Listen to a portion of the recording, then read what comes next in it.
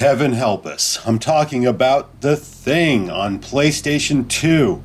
John Carpenter's interpretation of John W. Campbell Jr.'s novella was met with much disdain by critics and moviegoers when released in 1982. Thanks to the popularity of home video, the film would find a rabid cult following and is widely considered a genre classic.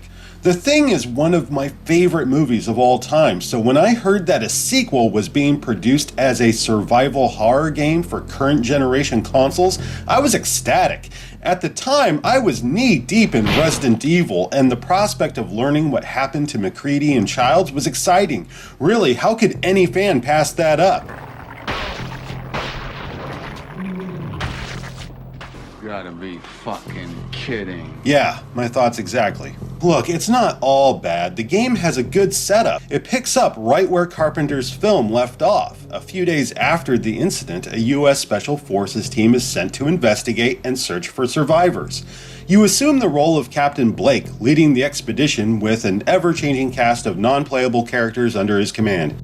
As the story progresses, Blake will learn a great deal about this mysterious alien being that can assimilate any living creature, as well as what happened to Outpost 31.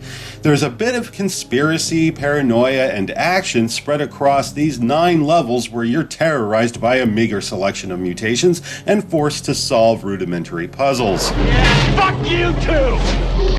My first issue lies with the presentation. Aside from odd glitches and poor animations, it just looks dated for 2002. This would have been acceptable in 1998 on Nintendo 64, but PlayStation 2? Textures are soft and a lot of these environments are barren. When you look at Code Veronica on Dreamcast or Silent Hill 2, also on PlayStation 2, The Thing was already a relic, and a buggy one at that. Come on, how can I take this creature seriously when he's wandering around like a fucking idiot?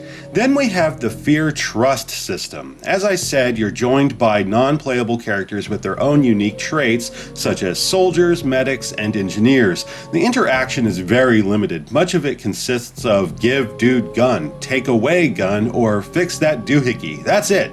The only team member you absolutely need is the engineer, because they fix control panels, and come to think of it, that's all they do.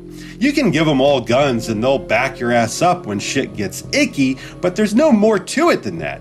In 1 or 2 instances, you have to earn a new teammate's trust so you can move on, and that's as easy as giving them a fucking gun.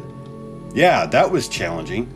I appreciate the developers trying to create that same sense of paranoia and fear found in the film, but it falls flat because none of these characters have anything resembling an identity.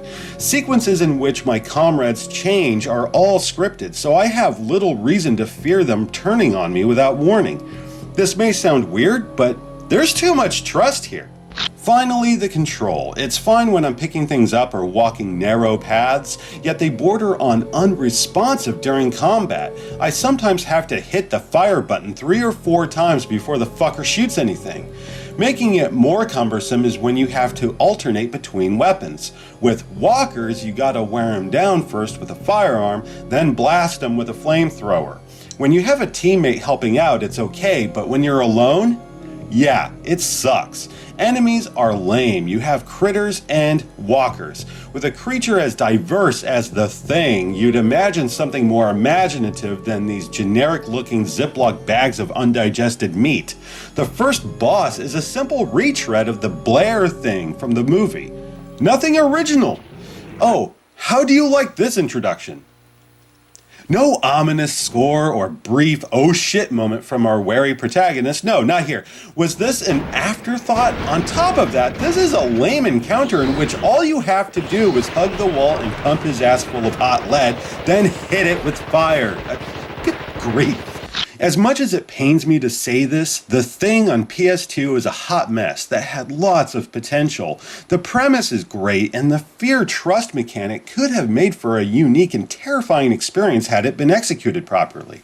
Instead, we received a flawed beta with a cool movie license. Like the Terminator.